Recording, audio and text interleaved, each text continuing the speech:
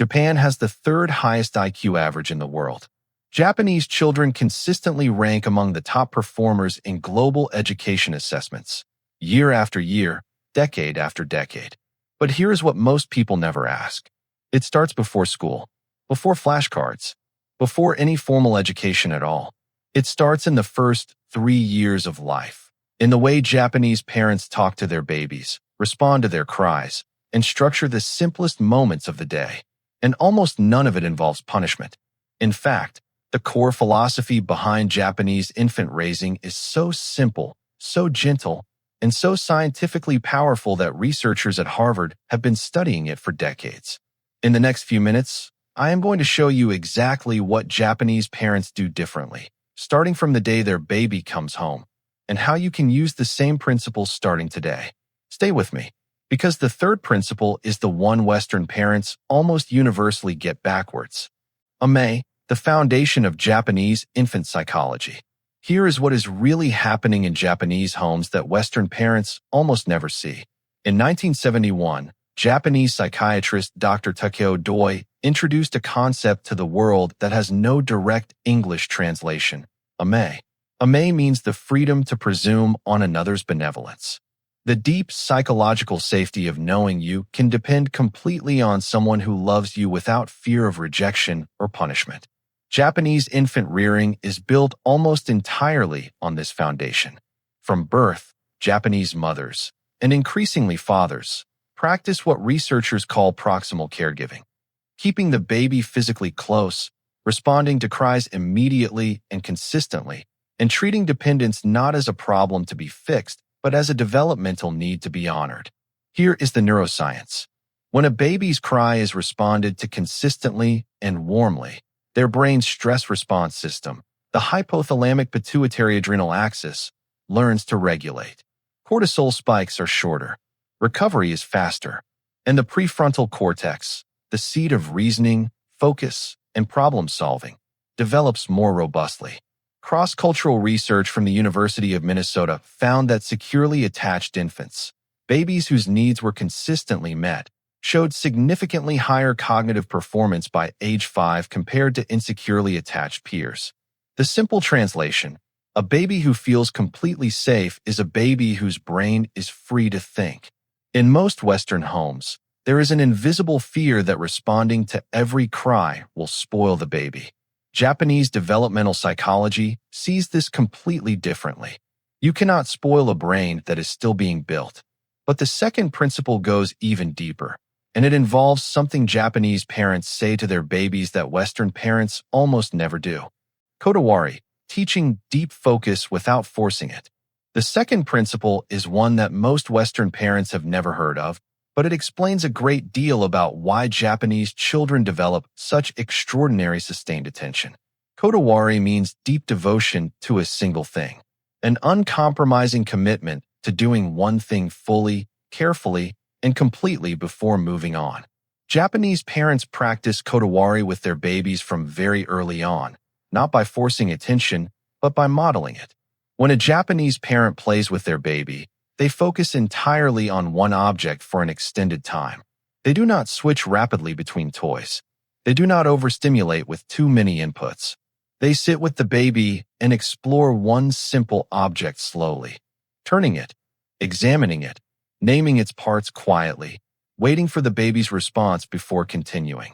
This practice directly builds what psychologists call sustained attention, the ability to hold focus on a single thing for extended periods.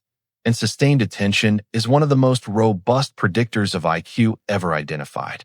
Research from the University of Tokyo measuring infant attention spans in low-stimulation versus high-stimulation environments found that babies in quieter, more focused environments showed attention spans 40% longer by 18 months, with corresponding advantages in language acquisition and cognitive flexibility. Dr. Shinichi Suzuki, the Japanese educator who developed the Suzuki method of early learning, believed that ability is not born but developed through environment and patient repetition. His philosophy applied to babies: one thing, done slowly, done beautifully, repeated until mastery. Your baby's attention span is not fixed. It is being shaped right now by the pace of their environment. And the third principle?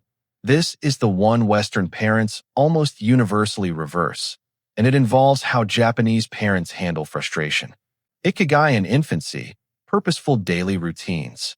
Most Western parents think of routines as tools for getting babies to sleep. Japanese parents understand routines as something far more profound. Ikigai means reason for being, the deep sense of purpose that comes from a life that has meaning and rhythm.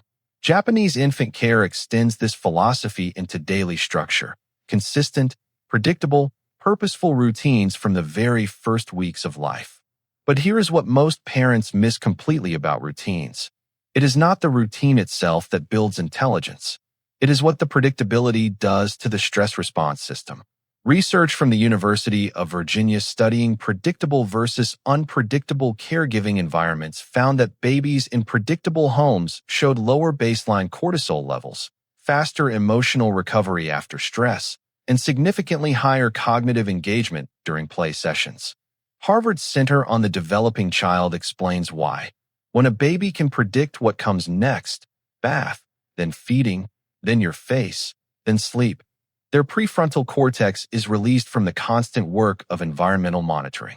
And that freed cognitive capacity gets redirected toward learning, language, and problem solving. A Japanese morning routine with a baby does not need to be elaborate. It needs to be the same sequence, the same voice, the same warmth. Every single day, predictability is not boring to your baby. It is the foundation that makes everything else feel safe enough to explore. And the fifth principle is the quietest one, and possibly the most powerful thing any parent can give their baby. Ma, the Japanese art of meaningful silence. The fifth principle has no equivalent in Western parenting culture. It is called ma, and it means negative space, the meaningful pause, the intentional silence between things. In Japanese aesthetics, ma is considered as important as the elements around it. The space between notes is what makes music. The gap between words is what gives language meaning. Japanese parents practice ma with their babies by resisting the Western impulse to fill every moment with stimulation. No constant background TV. No music playing at all times. No rapid switching between activities.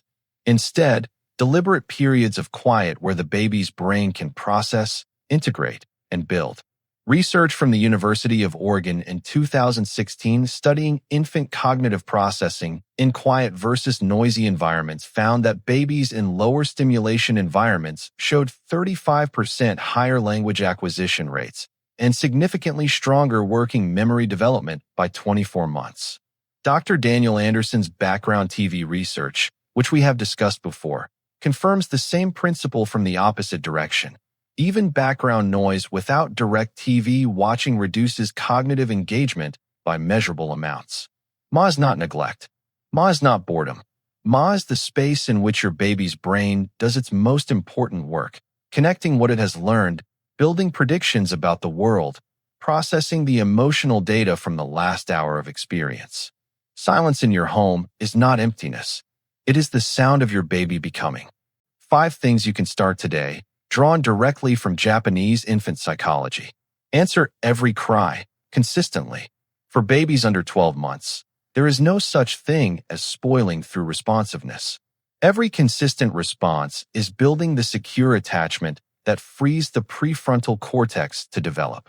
Japanese mothers respond within 45 seconds on average. Start there. Slow down floor time. Choose one simple object per play session. Explore it slowly and completely together before introducing another. This is Kodawari in practice, building your baby's sustained attention through modeling, not forcing. Model your own calm during frustration. When something goes wrong, a spill, a cry, a hard moment, slow your breath visibly before responding. Your baby's nervous system is co-regulating with yours in real time.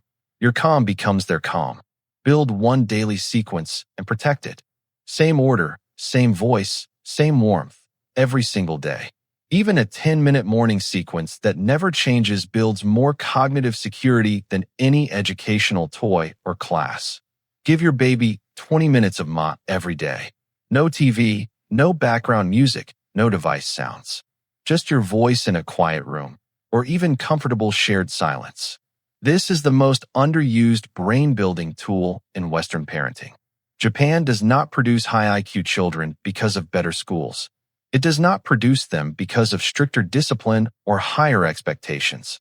It produces them because of what happens in quiet rooms, in the first 3 years of life, in the space between a parent's calm breath and a baby's searching eyes.